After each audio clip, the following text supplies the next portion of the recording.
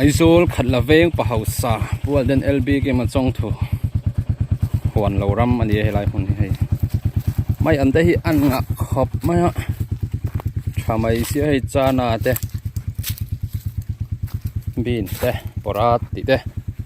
ase helai kan thil mu hi chu hei moi lo khop mai huan nei tu pa thil ti chu ani lo turangai la thang he tiang ti mi hi ni lo ti kan hra chiang ani vai mim te chana bin mai an hi nga don hi mai te nga don hi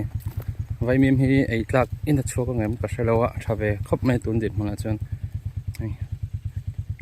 ani tu pa hian en kol uluk boka sarmon ngai thak pa in na thok thina an ha thok tui lu tuk sarmon ngai thatui box sin a phone te a sat chia bong de thloi na cheka sat chevek mani hai fang ma te ne ya mai an dei thalut tuk hei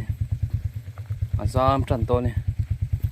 mai an te hi zam tran to hai fang ma le vai mi ma tok po mai an thok pola ti hian mai an tei chu du chu sam na tha ni tia video ka cover sak man hi na kena mai an min thar tem ngai chu nga yang